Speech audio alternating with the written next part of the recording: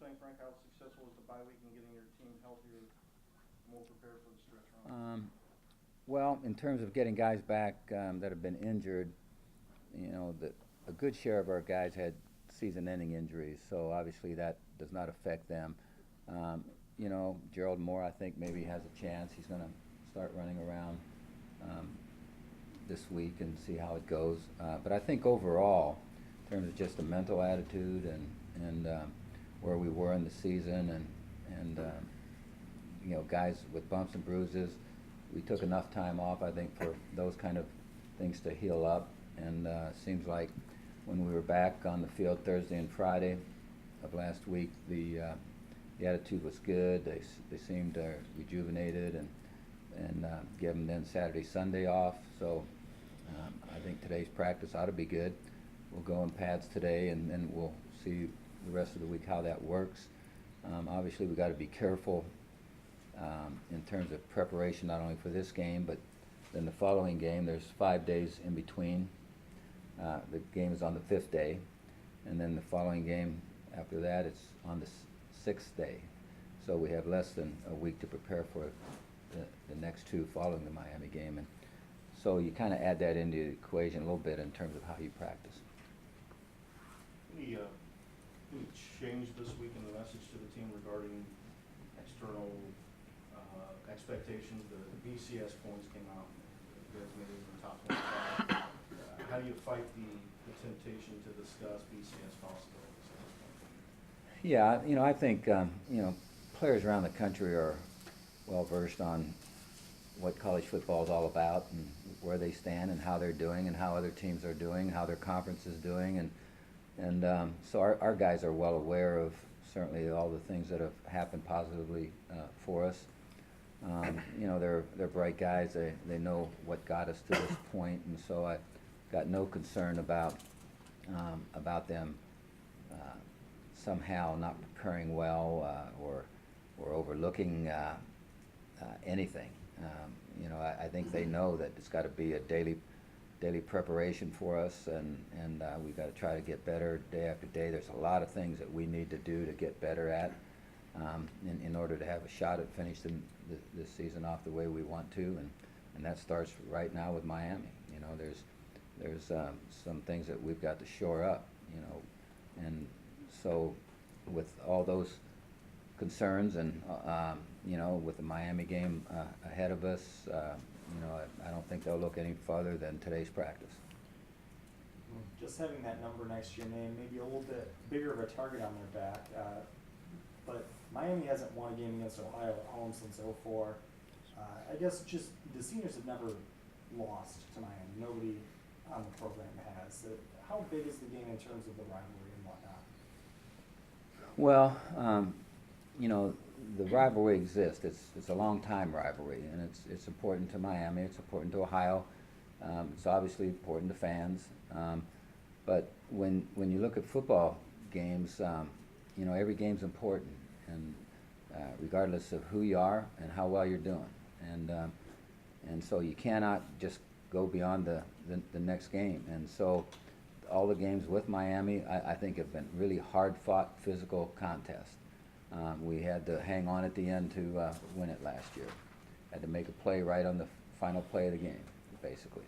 And so, we know that Miami is a good football team, and that they're a physical football team, and they showed us defensively a lot of blitzes and a lot of movement. They bring their linebackers quickly on things, and so we'll get tested very much so offensively with what they're all about defensively. And then we haven't stopped the teams the way we have maybe in the past, and we've had probably more defensive injuries than on the other side of the ball. And I think to some degree, as we work our way through the schedule, that has showed some. Now that those guys that have been playing for the guys that they've stepped in for, they've got to show continued improvement. They have got to get better. We've got to get better as a defensive football team. We've got to continue to take great care of the ball. We've got to produce more turnovers. We've got to get a few more interceptions than what we've been getting. Our special teams are coming along in some areas, but they're going to have to come along a lot faster if we want to continue to get things done. And so, you know, there's a lot of things to look at, a lot of things to get better at. If we're going to win football games, that needs to happen. Coach, I know Bo has been a little banged up. When do you expect him to return to practice? You know, I wouldn't doubt that Bo will be out there today. I've not talked to John here today, John Bowman, and have not talked to Bo directly today. We'll visit with him before practice. Certainly don't want to set him back by him doing anything, and so we'll wait and see how he feels just before practice. I think coming off of last week, he felt like he should be ready to go. Is Zach Geisler one of the best quarterbacks you'll have faced this year as a potential NFL quarterback? Oh, I think so. You know, the scouts are, pro scouts are definitely paying a lot of attention to him, evaluating him, looking at him, and you know, you look at his size, you look at his arm strength, you look at his accuracy, his decision making. All those lead you to being an excellent NFL prospect, and so I'm sure that he's considered to be that. He's throwing to some very, very good receivers. They have the ability to protect him very well. So the whole combination of that makes it difficult to slow them down. How do you guys get better on third down defense? Is there one aspect you can point to and say, hey, if we do this better, we'll get better? Yeah, I think so. I think doing a better job on first and second down. There's been too many third and shorts, too many third and ones, twos, threes, where if a team has those, they're probably going to have a fair percentage in terms of converting third downs, where, you know, we've got to get them in more difficult situations, 3rd and 6, 3rd and 7, those kind of situations. We're just giving up too much on first and second down that's allowed them to have easier conversions on third.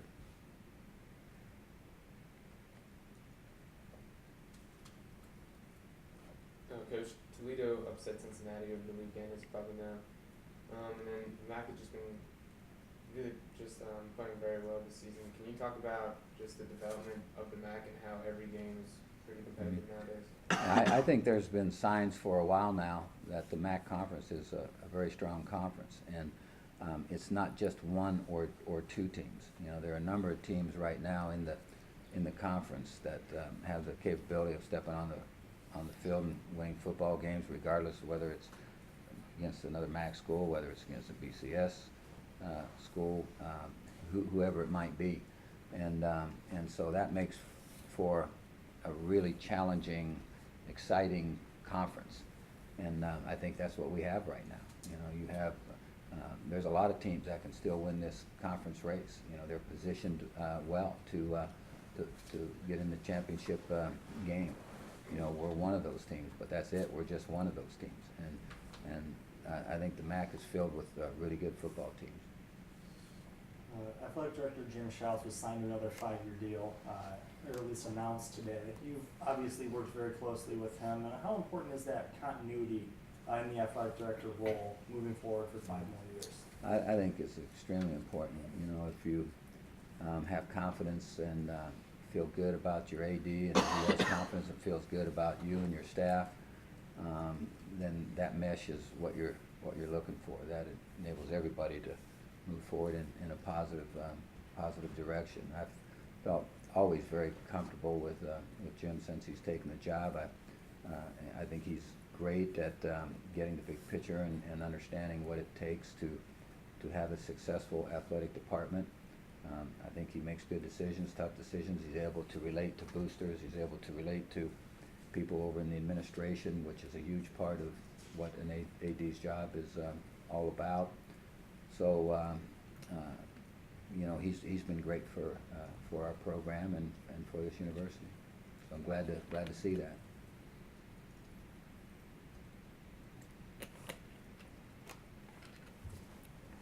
Anything else? One other question. Did you get a chance to see Levon Brazil play yesterday? You know, I did not. He made a nice tackle on a punt return.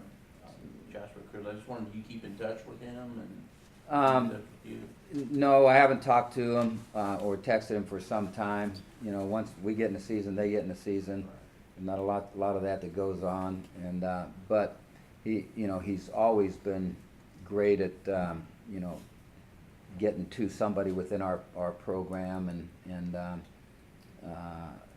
you know, he has kept, in touch.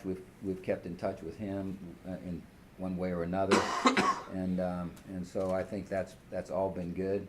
I think we try to do that with a lot of guys that have graduated. Obviously, guys have spread out and gone a lot of different directions. Many of them tried to get back for homecoming, which was really great to see. You know, really happy, proud of what he's accomplishing.